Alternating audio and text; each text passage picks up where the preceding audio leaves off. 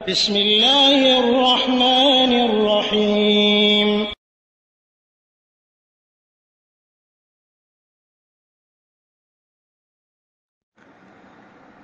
ওয়ালাইকুম আসসালাম রহমতুল্লাহ বরকাতুহ। আসলে এসে 390 ভাই, আপনি জানতে চেয়েছেন যে মহিলারা তো আমাদের দেশে জুমার নামাজ পড়তে আসতে পারে না, জুমার নামাজে তাদের ব্যবস্থা রাখা নেই। এমত অবস্থায় কি তারা জুমার দিনে জুমার সালাত বাড়িতে আদায় করবে না কেমন কি? জি না, মহিলাদের ওপরে জুমায় উপস্থিত হওয়া ফরজও করা হয়নি, বরং রাসূলুল্লাহ সাল্লাল্লাহু আলাইহি ওয়াসাল্লাম যাদেরকে অব্যাহতি দিয়েছেন জুমায় আসা থেকে, মানে যাদের ওপর ফরজ নয় তাদের মধ্যে মহিলাদেরকে গণ্য করেছেন। সুতরাং তাদের ওপরে জুমার নামাজ ফরজ নয়। যদি জুমার নামাজ পড়তে আসে তাহলে আসতে তাদের বাধা নেই, তবে রাসূলুল্লাহ সাল্লাল্লাহু আলাইহি ওয়াসাল্লাম এটাও বলে দিয়েছেন, ওয়া বুয়ুতুহুন্না খায়রুন লাহুন্না, তাদের জন্য তাদের ঘরটাই হলো উত্তম, মানে নামাজের জন্য। অতএব জুমার দিন হোক আর যে কোনো দিন হোক, জামাতে পুরুষদের পিছনে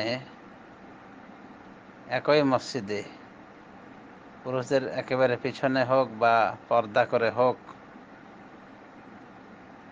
পাশের ঘেরা জায়গায়, এক কথায় তার জন্যে এইভাবে নামাজ পড়তে আসা, জুমা নামাজ বা ওয়াক্তিয়া নামাজ জামাতে পড়তে আসা তার জন্য ফরজ নাই। তবে এটাও নিষেধ যে তাদেরকে বাধা দেওয়া হবে। রাসূল সাল্লাল্লাহু আলাইহি ওয়াসাল্লাম বলেছেন, লা তামনাউ ইমা আল্লাহি মাসাজিদ আল্লাহ, তোমরা আল্লাহর বান্দীদেরকে আল্লাহর মসজিদ থেকে বাধা দিও না, মানে মসজিদ আসতে চাইলে তাদেরকে বারণ করো না। বুখারী মুসলিম হাদিস। এই হিসেবে দেখা যায় রাসূলুল্লাহ সাল্লাল্লাহু আলাইহি ওয়াসাল্লামের জামানায় অনেক মহিলাই রাসূলুল্লাহ সাল্লাল্লাহু আলাইহি ওয়াসাল্লামের পিছনে নামাজ পড়তো, ফজরের নামাজ, অন্যভাবে জুমার নামাজ ইত্যাদি। তো যদি তারা এসে পুরুষদের সাথে নামাজ পড়ে পর্দা বজায় রেখে, তাহলে তাদের জুমা আদায় হয়ে যাবে, জামাত আদায় হয়ে যাবে, কিন্তু এটা তাদের জন্য জরুরি না। আর যদি না আসে, বিশেষ করে জুমার কথা বলা হয়েছে, জুমাতে যদি না আসে তাহলে 2 রাকাত তারা পড়তে পারবে না, বরং বাড়িতে তাদের পড়লে জোহর 4 রাকাত পড়তে হবে।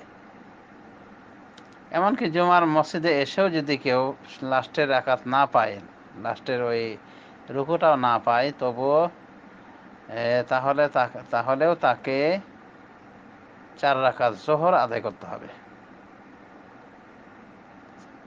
এটি সহিহ হাদিস দ্বারা প্রমাণিত, সহিহুল জামে সহ বিভিন্ন হাদিসে এসেছে।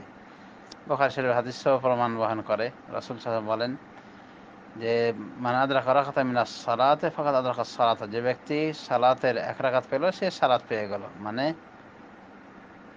সালাতের সব পেয়ে গেল, সে জামাত পেয়ে যাচ্ছে 1 রাকাত পেয়ে যাওয়ার কারণে।